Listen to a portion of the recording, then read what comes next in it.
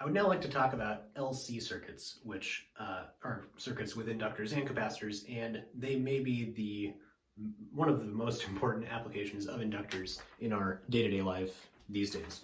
So to explain LC circuits, I want to go back to a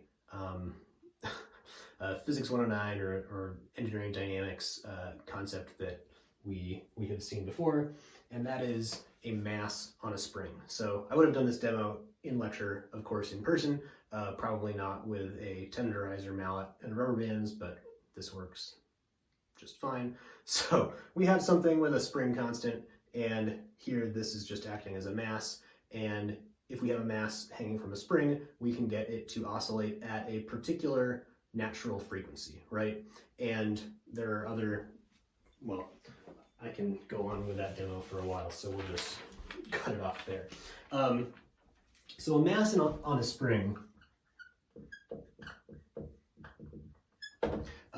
if we pull it back and release it, it will oscillate at its natural frequency.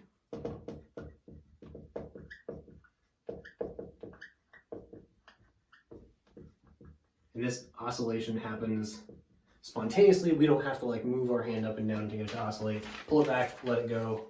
You could have this hanging from something that's totally not moving, and you would still see this oscillation. So the equations that we get for this are just from Newtonian mechanics. So we have F equals ma.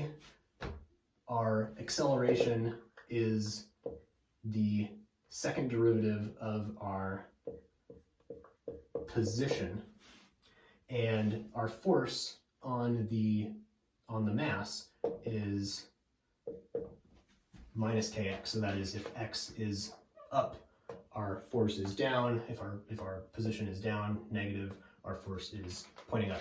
So this differential equation gives us these oscillating solutions, these sine and cosine of some frequency times time solutions that look like this. So we have some amplitude x naught times the sine of omega t, possibly plus some phase depending on what we are calling t equals 0 in our cycle. Okay, why am I talking about this?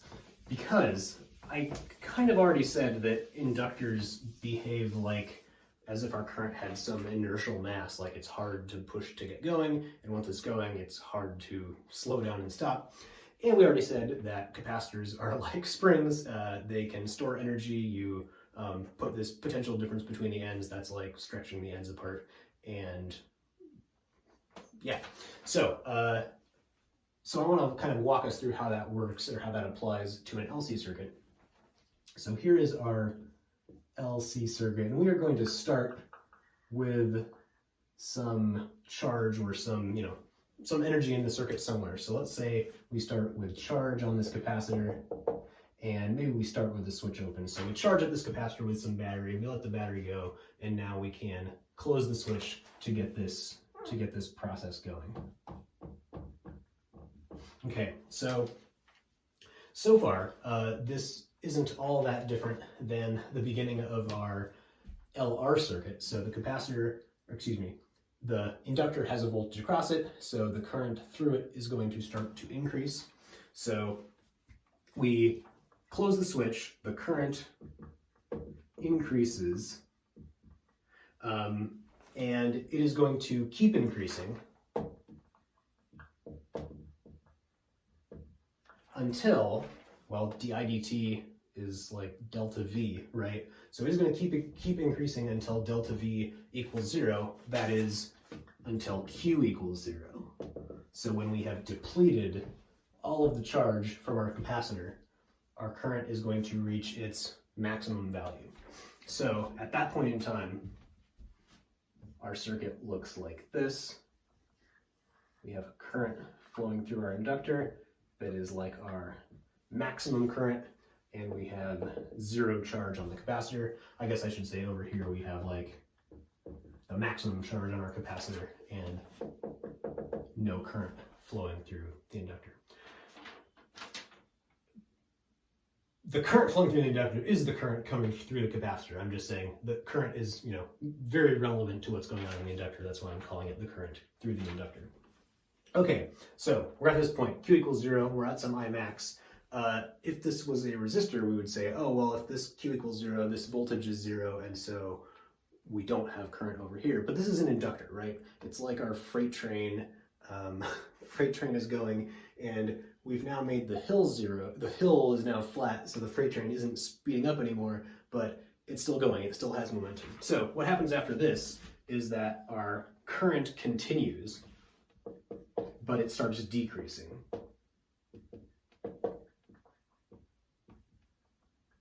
And as it does that, this current is now flowing onto the other side of the capacitor. So we are going to end up with positive charge on this side of the capacitor, and that's backwards from how it was before. So it is going to decrease until it equals 0, at which point we have a picture that looks a lot like this. It's just that the charge is on the opposite side. So once this happens, our current is going to increase again in the opposite direction.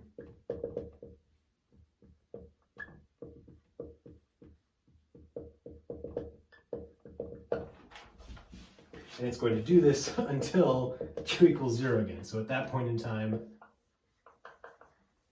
I'm getting a little sloppier with my circuits. We have the maximum current again, but going in the opposite direction from how it was before. And this current is going to flow that way and add charge to this capacitor until we are back where we started. So this is what's going on with this oscillating behavior.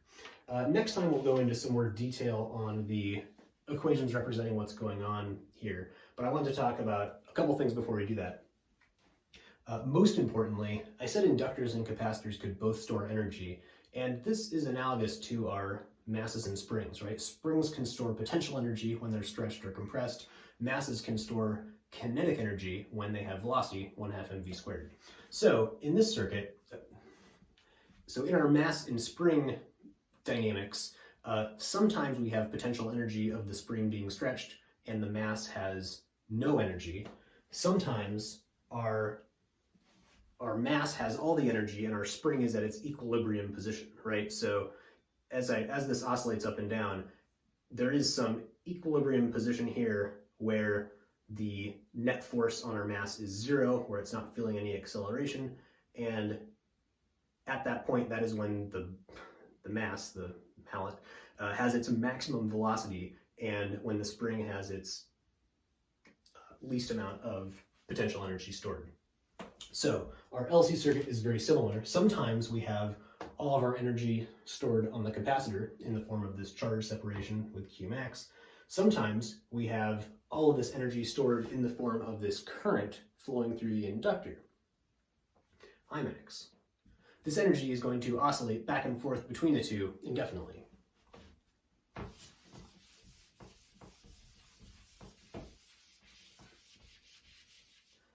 The final thing I want to talk about is the actual governing equations, and we won't go into too much detail beyond this. We'll have time to say more about these equations later.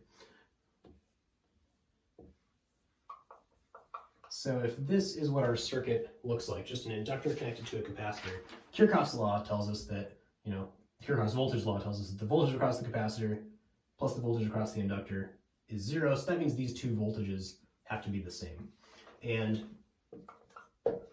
I'm going to actually define these so we're defining these both from top to bottom, which means that our equation is actually going to be delta VC minus delta VL equals 0, or delta VC equals delta VL. So let's plug some stuff in. The voltage across our capacitor is Q over C. That we've known for a while. The voltage across our inductor is this minus L di dt, which is going to give us two minus signs. This is minus L di dt, and if we check that I am being careful about my minus signs, this is the right way to do it.